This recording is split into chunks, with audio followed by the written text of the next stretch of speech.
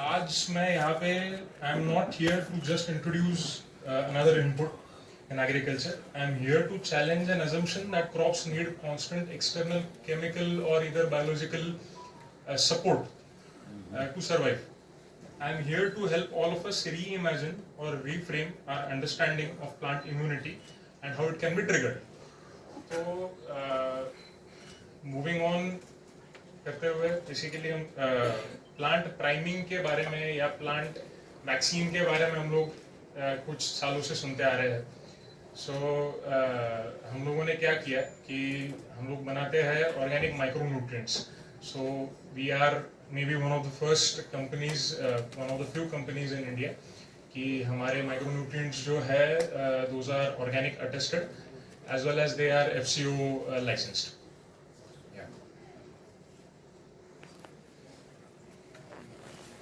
तो हमने सोचा कि अगर हम माइक्रो न्यूट्रिएंट्स यूज़ कर ही रहे हैं, किसान माइक्रो न्यूट्रिएंट्स यूज़ कर ही रहे हैं, तो क्यों ना हम उसे एक अलग नज़रिए से देखें. जो हम लोग कहते हैं ना, टीवी पे सुनते हैं रिश्ता वही सोच नहीं. तो माइक्रो न्यूट्रिएंट्स को यूज़ करके हमने सोचा कि हम लोग प्राइमिंग इंड्यूस कर सकते हैं क्या, या फिर स्प्रेज करके एप्लीकेशंस करके can be induce such a condition कि प्लांट खुद ही इम्यून हो जाए. हमारी अभी फिलहाल प्रॉब्लम क्या है इंडिया में या वर्ल्ड वाइड की कंटेम्पररी क्रॉप प्रोडक्शन सिस्टम्स जो है हमारे यहाँ पे, हम लोग केमिकली ओवर डिपेंडेंट है supply chain, chemical supply chain पे, एग्रोकेमिकल के या फर्टिलाइजर पे. तो अभी हाल ही में वॉर भी शुरू हो गया है, तो फर्टिलाइजर प्राइसेस, एग्रोकेमिकल प्राइसेस हमारे हाथ में नहीं है ये सारी चीज़ें. तो उसको सॉल्व करने के लिए हमने सोचा कि क्यों ना एक ऐसा सिस्टम दिया जाए, ऐसा एक प्राइमिंग सिस्टम दिया जाए जिसे यूज करके हमें कैसे कम से कम एग्रोकेमिकल्स या कम से कम फर्टिलाइजर्स हम लोग यूज कर सकते हैं. तो ये था हमारा हाइपोथेसिस, और यही हाइपोथेसिस को पकड़ते हुए हम लोगों के पास एक एग्जिस्टिंग दो प्रोडक्ट्स थे, एक इंजुमिन्स न्यूट्रा और एक इंजुमिन्स जिंकलिंग करके. बेसिकली दोनों माइक्रो न्यूट्रिएंट फॉर्मुलेशंस है अलग अलग किस्म के, और इसमें वो सारे माइक्रो न्यूट्रिएंट इंग्रेडिएंट्स है जैसे कि जिंक है, आयरन है. अभी रुजावी मैम ने बताया कि कैसे हम लोग कोविड के टाइम पे जिंक ले रहे थे, विटामिन C ले रहे थे ताकि हमारा न्यूट्रिशन बढ़े, एक्चुअली हमारी इम्यूनिटी बढ़े. तो वही सेम अप्रोच हम लोगों ने प्लांट्स के लिए अप्लाई किया. और हमें ये अप्लाई करने के बाद में टोमेटो प्लांट्स पे स्पेसिफिकली ये पता चला कि ये जो दोनों जो फॉर्मुलेशंस है those are triggering some pathways. अभी प्लांट में जो लोग यहाँ पे प्लांट पैथोलॉजिस्ट है या बॉटनिस्ट है वो लोग तो जानते ही है कि अलग अलग पाथवेज होते हैं, जो पाथवेज यूज करके प्लांट अपने आप को डिसीज से या बायोटिक स्ट्रेस से, एबायोटिक स्ट्रेस से अलग अलग प्रॉब्लम से बचाता है बेसिकली.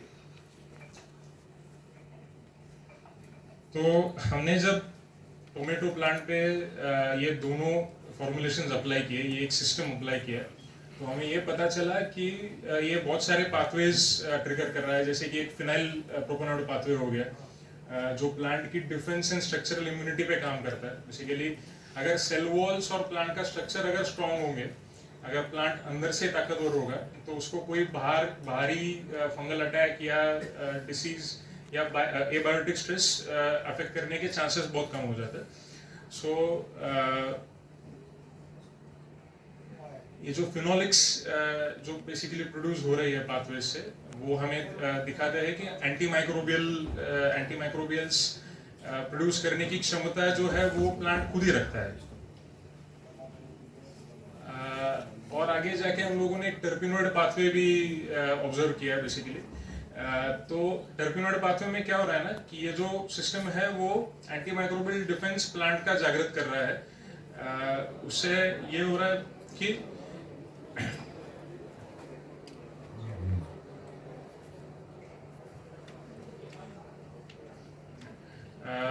फंगल अटैक और बैक्टीरियल अटैक के जो चांसेस है टोमेटो में वो इससे घट रहे हैं बेसिकली.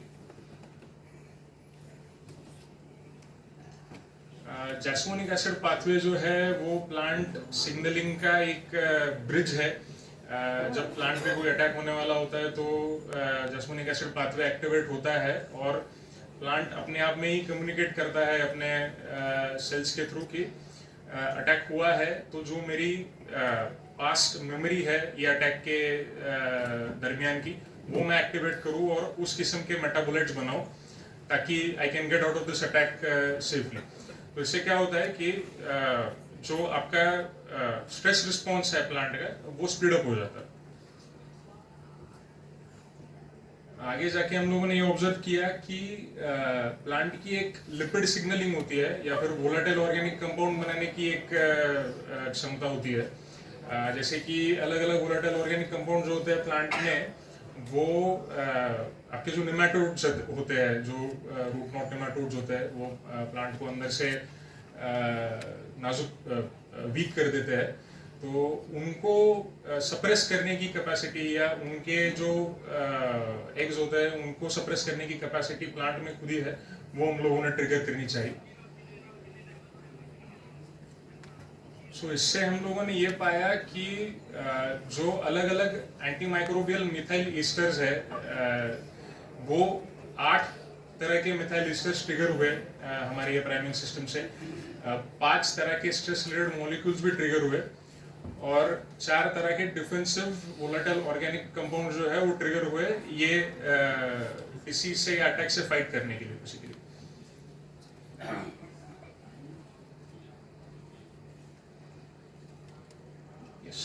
तो ये आप देख पा रहे होंगे कि ये जो 2 सिस्टम्स है बेसिकली न्यूट्रा और जिंकलिंग, या फिर इसको हम लोगों ने कोड नेम किया था EG2 और EG9, ये यूज करके इतने सारे पाथवेज ट्रिगर हो रहे हैं और इनको कंबाइंड इफेक्ट के लिए यूज किया जा सकता है, स्ट्रेस टॉलरेंस के लिए, केमिकल डिफेंस के लिए, यील्ड आपका बरकरार रखने के लिए, और आप जो केमिकल इनपुट्स यूज कर रहे हो या कोई भी प्रकार के इनपुट्स यूज कर रहे हो, पेस्टिसाइड्स यूज करने पड़ रहे हैं, उसको कम करने के लिए।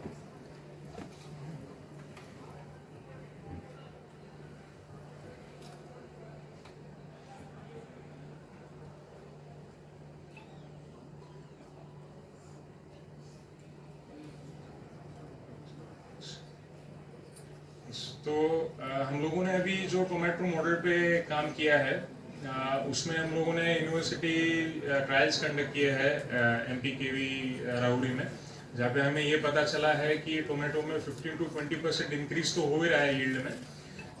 ऊपर से हम लोग ये टाइमिंग सिस्टम यूज करके अलग अलग तरह के जो फर्टिलाइजर्स हम लोग यूज कर रहे हैं उसका रिडक्शन भी पॉसिबल है यहाँ पे 25% से, और पेस्टिसाइड रिडक्शन जो है वो 30% से पॉसिबल है।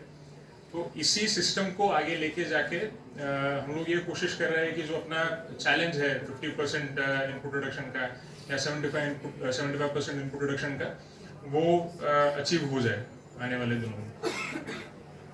तो कंक्लूजन हमारा यहाँ पे ये बनता है कि micronutrient induced plant priming is a scientifically credible field validated strategy to reduce chemical dependency while maintaining yield and building long term crop resilience।